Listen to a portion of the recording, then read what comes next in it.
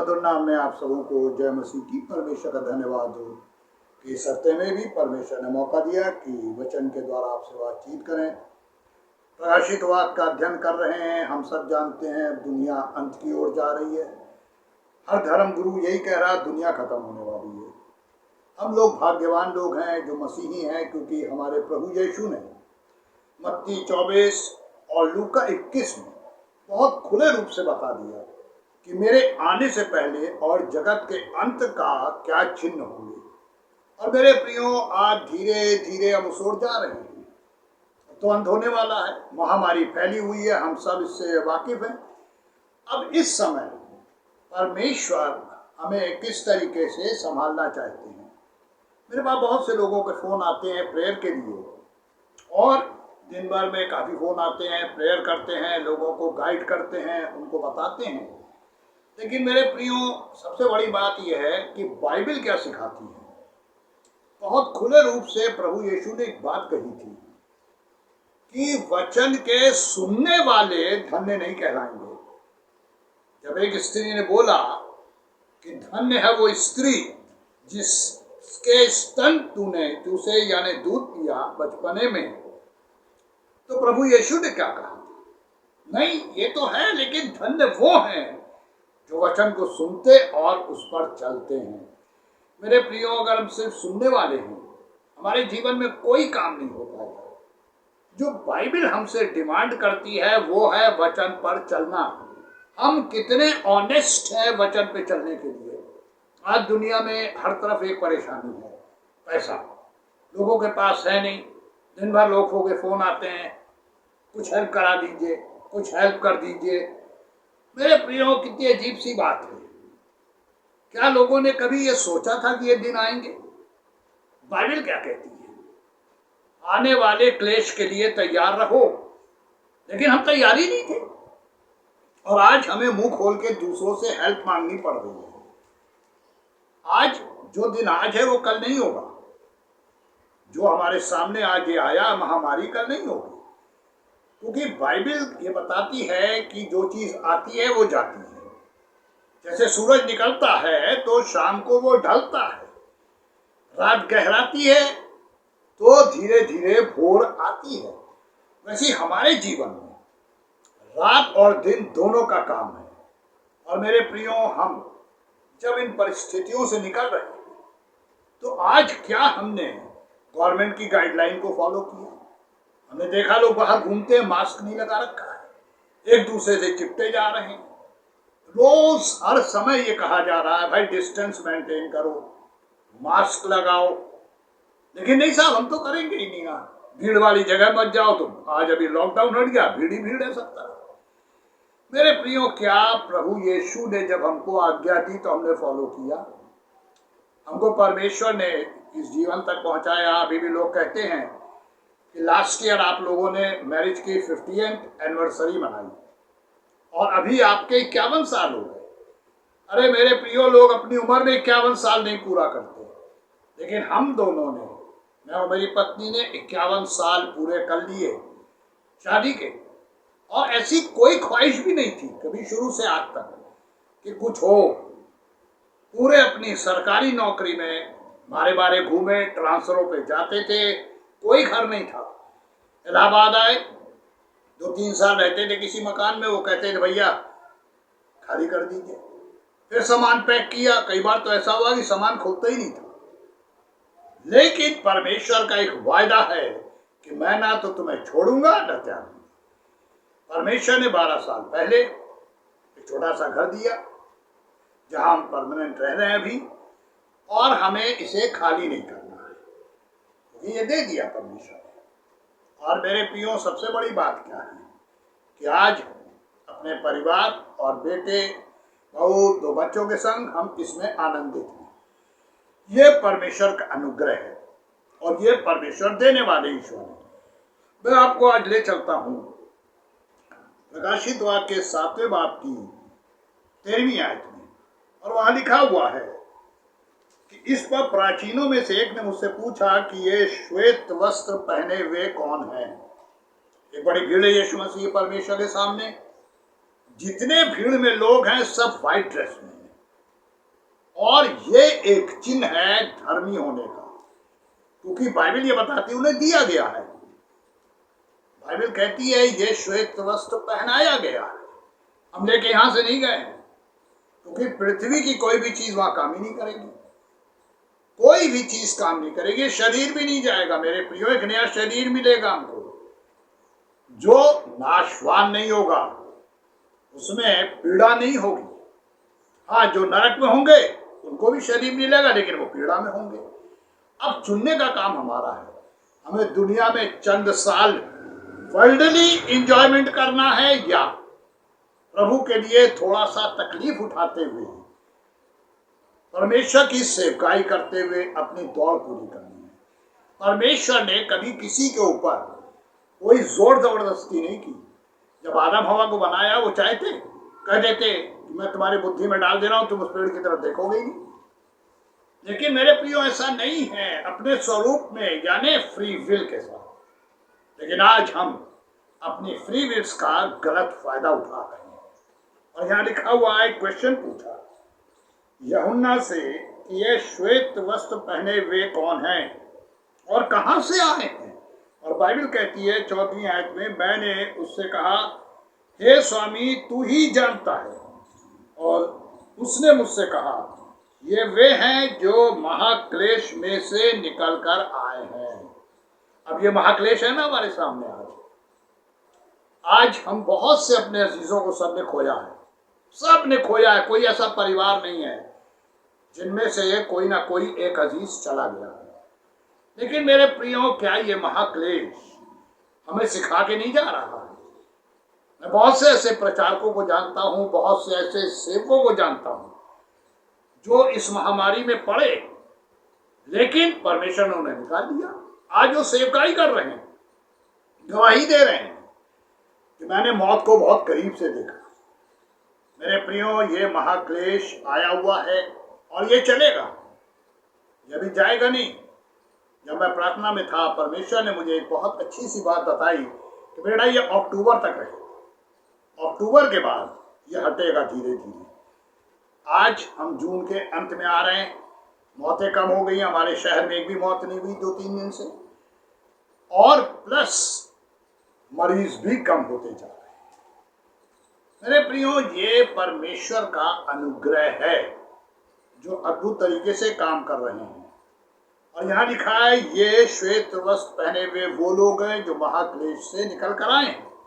अब आज हम थोड़ा सा आगे चलते हैं 15वीं आयत में।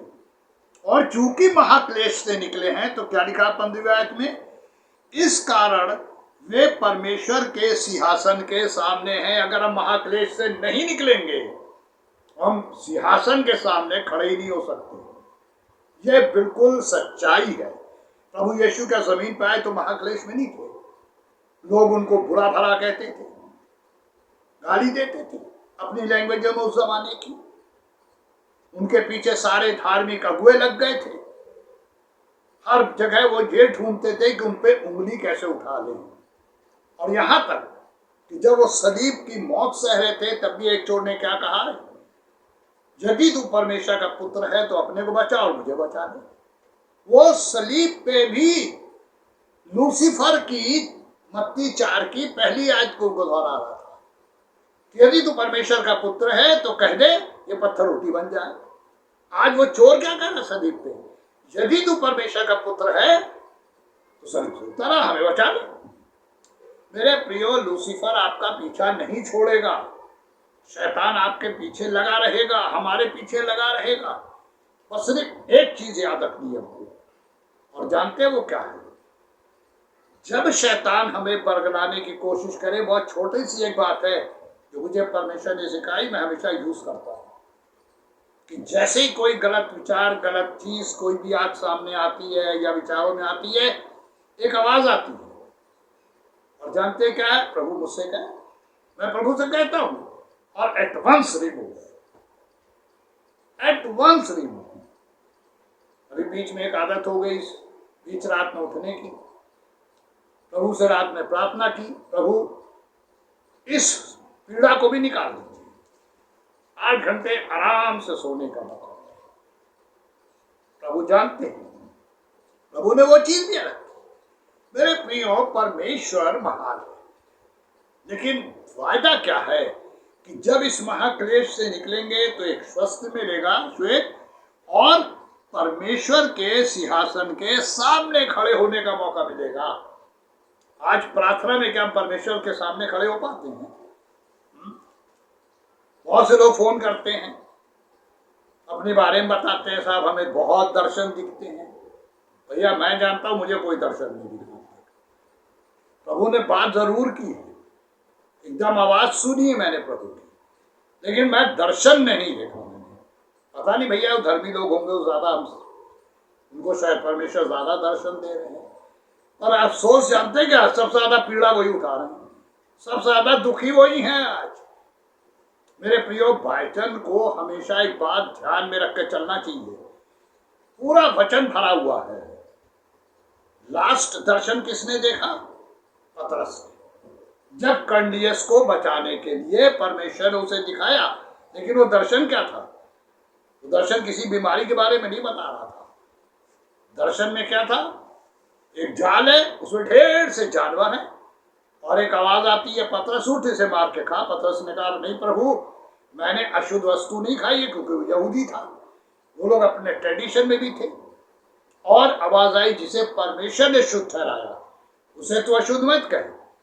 और मेरे प्रियो जानते हैं, जब आप प्रेरितों काम के 10वें बाब में जाएंगे, जब वो कर्नेलियस के घर में गया, बुलावा आया और वो गया, और वो एक मेजर था उस जमाने में आर्मी का, तो वहां देखा भीड़ थी, लोग बैठे हुए थे वचन सुनने के।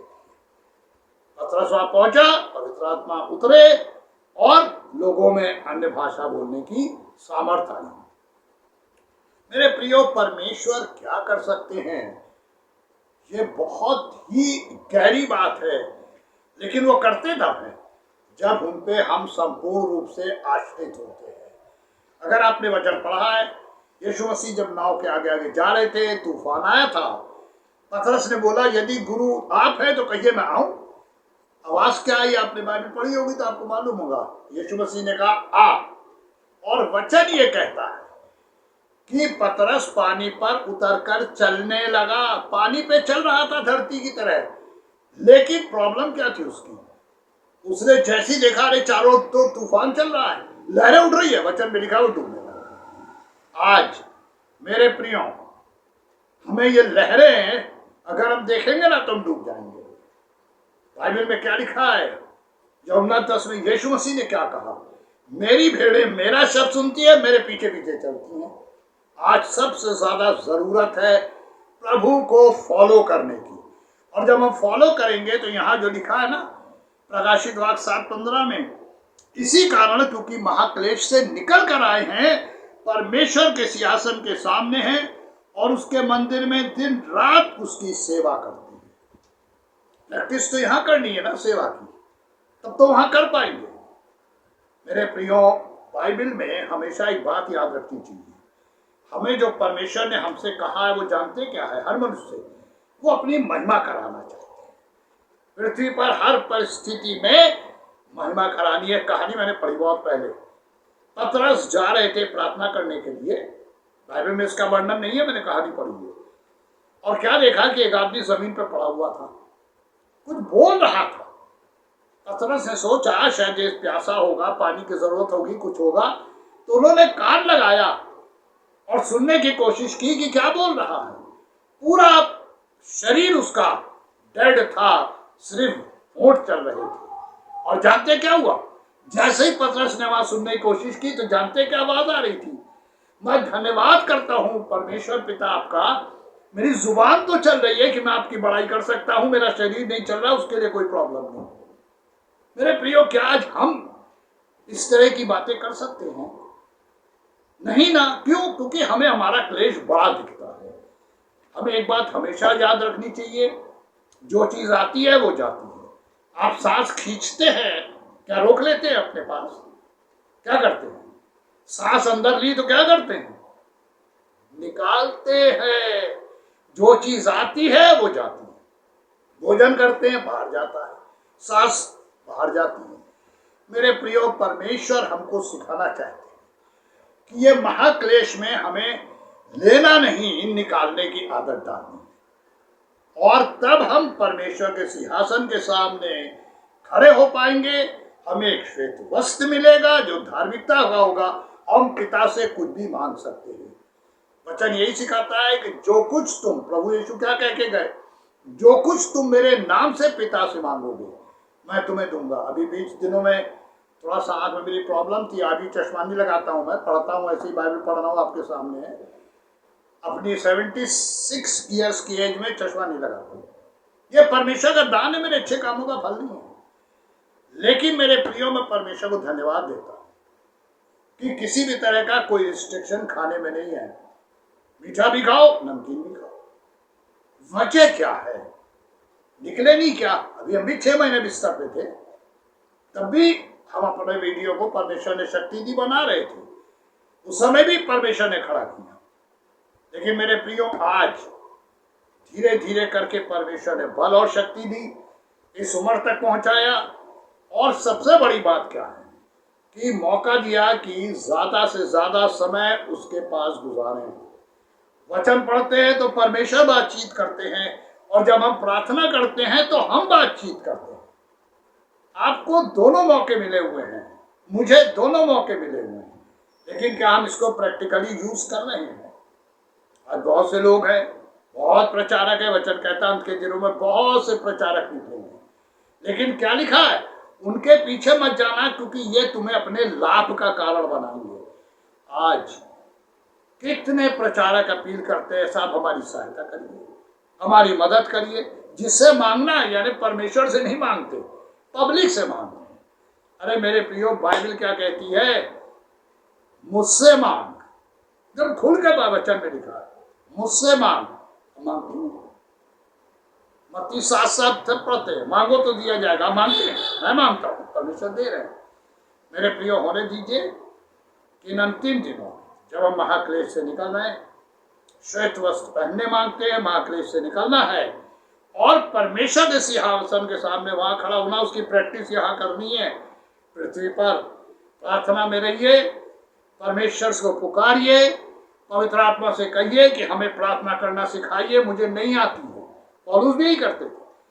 और हर प्रचारक जो प्रभु को जानता है वो प्रार्थना इसी रूप से करता है। और तब जो हमें नहीं मालूम, पवित्र आत्मा आहे भर भर का प्रार्थना कराती है, परमेश्वर अपना काम करते हैं।